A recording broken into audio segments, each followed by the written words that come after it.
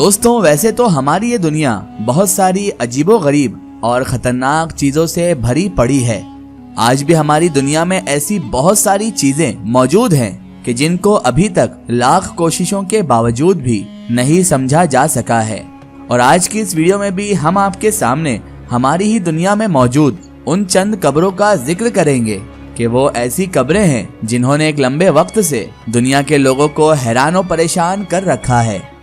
क्योंकि दोस्तों, जो इंसान भी इन कब्रों को देखता है फौरन ही उसके दिमाग में ऐसे बहुत सारे सवालात आ जाते हैं कि जिनका फिर जवाब ढूंढना नामुमकिन सी बात है।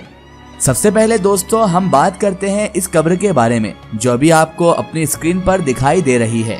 तुर्की की राजधानी यानी अंकारा के पास ही में शरकसला कस्बे में मौजूद ये एक ऐसी कब्र है कि जो कब्र रोड के बिल्कुल बीचों बीच में मौजूद है।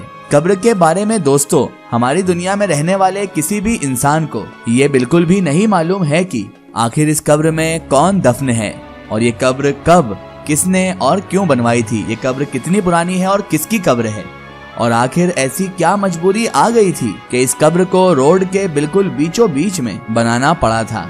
हालांकि दोस्तों, हम आपको यहाँ पर यह भी बताते चलें कि कुछ लोकल लोगों के मुताबिक ये कब्र जो है वो सैकड़ों साल पुरानी है और इस कब्र के अंदर एक बुजुर्ग हस्ती को दफनाया गया था।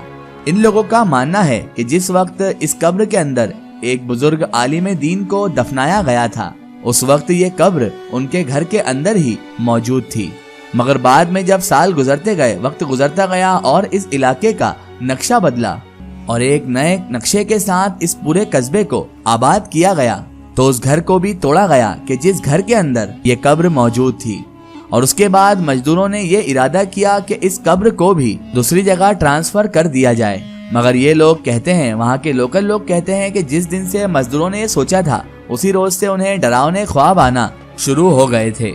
उनके ख्वाब में कोई उनसे कहा करता था कि इस कब्र को कहीं मत ले जाओ, इस कब्र को यहीं पर रहने दो। यही सारी वजह थी कि वो जो मजदूर थे जो यहाँ पर काम कर रहे थे, वो अपना काम छोड़कर यहाँ से उसके बाद भाग गए थे और इस कब्र को, जो किसी बुजुर्ग हस्ती की कब्र है, उसको फिर उसके बाद वहीं पर छोड़ दिया गया था। बाद में इस टूटे हुए मकान की जगह को एक इंसान ने खरीद लिया था, लेकिन दूसरे ही लोगों की तरह उस इंसान को भी हर रोज ख्वाब में ये दिखाई देने लगा कि कोई बुजुर्ग इंसान उनसे चीख चीख कर कह रहा है कि मुझे यहाँ से दूर न ले जाओ, मेरी कब्र को यहीं पर रहने दो। यही वजह है कि सैकड़ों साल पुरानी ये कब्र रोड के बिल्कुल बीचों बीच में आज भी उसी हालत में ही मौजूद है कि जिस हालत में ये शुरू से हुआ करती थी। और हर दिन इस रोड से गुजरने वाले बेशुमार लोग इस उम्मीद के साथ इस कब्र पर जरूर ठहरते हैं, इस कब्र पर जरूर रुकते हैं कि शायद इस कब्र के अंदर एक बहुत बड़ी बुजुर्ग हस्ती दफन है। लेकिन ये बड़ी बुजुर्ग हस्ती, ये बुजुर्ग कौन है, इस बारे में आज तक कोई भी इंसान, कोई भी शख्स नहीं जानता है। बहरहाल दोस्तों, ये थी पहली कब्र। अब बात करते हैं हम दूसरी कब्र के बारे में। दोस्तों, ये कहानी है एक ऐसे इंसान की जिसको इतिहास में वॉल्टर समरफोर्ड के नाम से जाना जाता है और इसे इतिहास का सबसे बदनसीब इंसान भी माना जाता है। वॉल्टर समरफोर्ड ब्रिटेन की आर्मी में एक ऑफिसर हुआ करता था और 1918 में, यानी कि जब वर्ल्ड वॉर अपने आखिरी दौर में चल रहा था, तो ये अपने घोड़े पर बैठकर बेल्जियम के इलाके में टहल रहा था। लेकिन तभी अचानक से इसके ऊपर आसमानी बिजली गिर पड़ी, जिसकी वजह से इसकी बॉडी का एक बड़ा हिस्सा पैरालाइज हो गया था। और दोस्तों, कुछ महीनों बाद ये इंसान अपनी इस बीमारी से ठीक तो हो गया था, लेकिन आर्मी ने कमजोर हो जाने की वजह से इसको आर्मी से बाहर कर दिया था, जिसकी वजह से अब इसने अपनी एक नई जिंदगी गुजारने का फैसला कर लिया था। 6 साल के बाद यानी 1924 में वॉल्टर समरफोर्ड जब कनाडा में अपनी एक नई जिंदगी शुरू कर चुका था, तो एक दिन ये तालाब पर मछलियों का शिकार करने के लिए गया। उस वक्त वॉल्टर समरफोर्ड एक पेड़ के नीचे खड़ा हुआ था। अचानक से एक बार फिर से मौसम खराब हुआ और आसमानी बिजली इसके ऊपर गिर पड़ी, जिसकी वजह से अब इस शख्स की पूरी बॉडी की राइट साइड पैरालाइज हो गई थी, यानी इसके जिस्म की दाहिनी साइड को पूरी तरह से लकवा मार गया था। लेकिन दोस्तों, किस्मत देखिए कि ये इंसान एक बार फिर से 2 साल के अंदर ही वापस ठीक हो गया था। मगर फिर एक बार फिर से 1930 में, यानी ठीक 6 साल के बाद, जब एक बार ये एक पार्क में टहल रहा था, चहलकदमी कर रहा था, तो अचानक से एक बार फिर से मौसम खराब हुआ और आसमानी बिजली एक बार फिर आकर डायरेक्ट इस पर गिर गई, जिसकी वजह से अब एक बार फिर से इसकी हालत बहुत ज्यादा नाजुक हो गई। और 2 साल तक लगातार जिंदगी और मौत की जंग लड़ते लड़ते आखिरकार इसने हमारी इस दुनिया को अलविदा कह दिया। लेकिन दोस्तों, आपको जानकर शायद हैरानी होगी कि कनाडा में जिस जगह पर इस इंसान को दफनाया गया था, वहाँ पर 1936 में यानी इस हादसे के ठीक 6 साल बाद एक बार फिर से उसी कब्र पर बिजली गिरी। और ये बिजली कहीं और नहीं बल्कि इसी इंसान की कब्र पर बिल्कुल बीचों बीच में गिरी थी, जिसकी वजह से अब इस इंसान की कब्र के ऊपरी हिस्से पे 2 टुकड़े हो गए थे। दोस्तों, ये कुछ हादसा था या कुछ और कि जो जिंदगी के साथ साथ कब्र में भी इस इंसान के साथ रहा, ये तो भला हम में से कोई भी नहीं जानता है। लेकिन फिर भी आप लोग इस कब्र के बारे में क्या सोचते हैं, हमें कमेंट सेशन में जरूर बताएं। तो दोस्तों, अब बात करते हैं हम तीसरी कब्र की।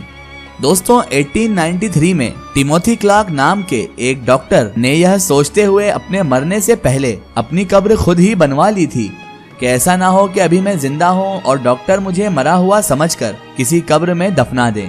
दोस्तों, टिमोथी क्लार्क की तरफ से बनाई गई ये कब्र कोई आम कब्र नहीं बल्कि बहुत ज्यादा अजीबोगरीब कब्र थी, क्योंकि इसके अंदर उसने न सिर्फ एक छोटी सी खिड़की लगवाई थी बल्कि साथ ही साथ एक बैल यानी घंटी का भी इंतजाम किया था उसने, ताकि अगर इत्तेफाक से मुझे जिंदा दफना भी दिया जाए तो मैं इन चीजों की मदद से लोगों को ये बता सकूं कि मैं कब्र के अंदर जिंदा मौजूद हूँ।